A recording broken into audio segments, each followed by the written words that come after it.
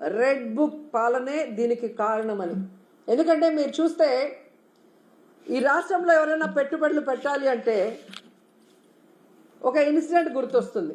ముంబై నుంచి ఒక జూనియర్ ఆర్టిస్ట్ని తీసుకొచ్చి ఏ విధంగా ఆవిడతో తప్పుడు కేసులు పెట్టించి జిందాల్ లాంటి పారిశ్రామికవేత్తల్ని బెదిరించి బ్లాక్మెయిల్ చేశారు. మరి ఈ విధంగా పారిశ్రామికవేత్తల్ని బెదిరించి బ్లాక్మెయిల్ చేస్తే ఈ రాష్ట్రంలో ఎవరైనా పెట్టుబడులు పెట్టడానికి వస్తారా అని నేను అడుగుతున్నా. అలాగే ఐపీఎస్ అధికారులు సీనియర్ మోస్ట్ ఆంజనేయులు గారు, సంజయ్ గారు, ఠానా గారు, విశాల్ గున్ని లాంటి ఐపీఎస్ ఆఫీసర్ల మీద కూడా కక్ష సాధింపుగా కేసులు పెట్టి వేధిస్తే ఈ రాష్ట్రంలో ఎవరైనా పెట్టుబడులు పెట్టడానికి వస్తారా నేను అడుగుతున్నాను. అలాగే ఐఏఎస్ ఆఫీసర్లకు కూడా 7 నెలలుగా కొంతమందికి పోస్టింగ్లు ఇవ్వకుండా వాళ్ళని వేధిస్తూ వాళ్ళని జైల్లో పెడతామని బెదిరిస్తూ ఈరోజు చంద్రబాబు నాయుడు ప్రభుత్వం డెసిషన్స్ తీసుకుంటుంటే ఎవరైనా పెట్టుబడులు పెట్టడానికి వస్తారని నేను అడుగుతున్నా. ముఖ్యంగా ఈ రాష్ట్రంలో మీరు చూస్తే ఆడపిల్లలు, చిన్న పిల్లల మీద అత్యాచారాలు, అఘాయిత్యాలు, అలాగే హత్యలు జరుగుతుంటే అలాంటి రాష్ట్రంలో ఎవరైనా పెట్టుబడులు పెట్టడానికి వస్తారని నేను అడుగుతున్నా. అండ్ ముఖ్యంగా నారా లోకేష్ దావోస్కి వెళ్ళి సిగ్గు లేకుండా నా ప్రత్యర్థుల్ని అనగతొక్కడానికి నేను రెడ్ బుక్ని యూజ్ చేస్తున్నాను అని చెప్తే ఎవరైనా పెట్టుబడులు పెట్టడానికి వస్తారా అని నేను అడుగుతున్నాను. ఈరోజు మీరు చూస్తే ఈ రాష్ట్రానికి పెట్టుబడులు రాకపోవడానికి కారణం ఈ red book రాజ్యాంగమే.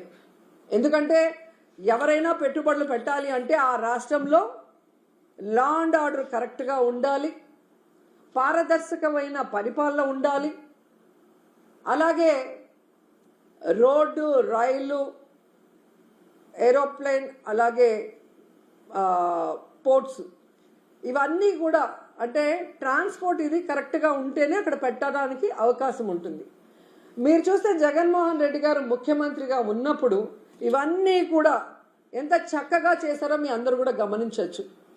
Law and order ఏ విధంగా మెయింటైన్ చేశారు, అలాగే మీరు చూస్తే సచివాలయ వ్యవస్థతో ఎలా పారదర్శకంగా పరిపాలించారు, అలాగే ఏపీలో 3 పోర్ట్లు మచిలీపట్నం, మూలపేట, రామాయపట్నం ఏ విధంగా వర్క్స్ స్టార్ట్ చేశారు, భోగాపురం ఎయిర్పోర్ట్ ఎలా ఆల్మోస్ట్ 35% వర్క్ చేసేయటం జరిగింది, అలాగే 10 ఫిషింగ్ హార్బర్లు అన్నిటినీ కూడా తీసుకొచ్చి మీ చేతిలో పెడితే ఈరోజు మీరు ఏం చేశారు? జగనన్న పారిశ్రామికవేత్తల కోసం రెడ్ కార్పెట్ వేసి ఫ్రెండ్లీ స్టేట్గా ఇన్వెస్ట్ చేయడానికి దాన్ని ఏర్పాటు చేసి మీ చేతికి ఇస్తే ఈరోజు మీరు రెడ్ బుక్ రాజ్యాంగం అంటూ రాష్ట్రంలో ఈరోజు లా అండ్ ఆర్డర్ లేదు, రోడ్డు పైనే నరికేస్తున్నారు మనుషుల్ని. అలాగే ఎవరు నోరు తెలిసినా వాళ్ళ మీద కక్ష సాధింపుగా తప్పుడు కేసులు, ఒకటి రేప్ కేసు, లేదా అటెంప్ట్ మర్డర్ కేసు, లేదా ఎస్సీ ఎస్టీ కేసులు పెట్టి చట్టాన్ని కూడా తమ చుట్టాలుగా వాడుకోవాలన్న ప్రయత్నం చేస్తున్నది నిజం కాదని నేను అడుగుతున్నాను. అలాగే ఈరోజు మీరు చూస్తే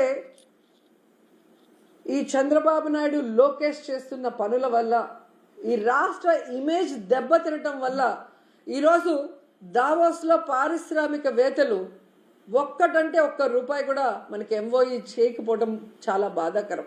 ఎందుకంటే ఈరోజు వీళ్ళు దాదాపుగా ఈ స్పెషల్ ఫ్లైట్లు, కోట్లు, బూట్లు, సూట్లు కని ఇలా ఖర్చులకే 20 కోట్ల పైగా అయింది.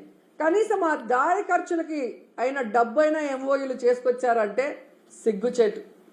మాటలేమో ఇంత చెప్తారు కానీ పని చూస్తే జీరో. సో అందుకే అంటారు గొప్పలు చెప్పుకోవద్దయా తిప్పలు తప్పవని. కానీ చంద్రబాబు నాయుడు వినడు. ఈరోజు కేవలం తన కొడుకుని ప్రమోట్ చేసుకోవడానికే దావోస్కి వెళ్ళాడు. ఈ రాష్ట్రానికో, రాష్ట్ర ప్రజలకో, ముఖ్యంగా రాష్ట్ర యువతకో ఉపయోగపడే విధంగా ఏది చేయాలన్న ఆలోచన లేదు అనేది ఈ పర్యటనతో అందరికీ అర్థమైపోయింది. ఎందుకంటే అంత పెద్ద వేదిక మీద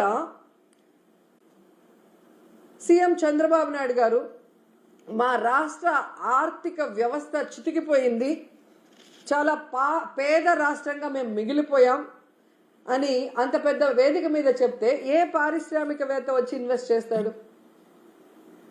అసలు ఎందుకు అలాంటి మాటలు మాట్లాడాల్సి వస్తుందో నాకు అర్థం కావట్లేదు. ఎలక్షన్స్ ముందు కూడా దాదాపుగా 14 లక్షల కోట్ల అప్పు ఉందని చెప్పి అబద్ధాలు చెప్పటం, ప్రజల్ని కన్ఫ్యూజ్ చేయటం. తీరా మొన్న అసెంబ్లీలో చూస్తే బడ్జెట్ డాక్యుమెంట్స్లో 6.5 లక్షల కోట్లు మాత్రమే అప్పు ఉంది అని చెప్తారు. రాష్ట్రం విడిపోయాక నువ్వే కదా మొదట ముఖ్యమంత్రిగా 5 సంవత్సరాలు ఉన్నావు. నువ్వు ఎంత అప్పు చేసి దిగిపోయావు, 5 ఏళ్లలో మేము ఏం చేసామో చెప్పాలి కదా జనాలకి. కానీ బయట ఒకటి లోపల ఒకటి మాట్లాడటం. ఏదైతే ఆంధ్రప్రదేశ్లో అబద్ధాలతో కట్టుకథలతో పచ్చ మీడియాతో ప్రజల్ని మభ్యపెట్టారో అదే విధంగా దావోస్లో కూడా మీరు మభ్య పెట్టాలన్న ప్రయత్నం ఈరోజు పెట్టుబడిదారులు పారిపోవడానికి కారణం కాదా చంద్రబాబు నాయుడు, లోకేష్ అని నేను అడుగుతున్నా. ముఖ్యంగా జగన్ గారు ముఖ్యమంత్రిగా ఉన్నప్పుడు దావోస్కి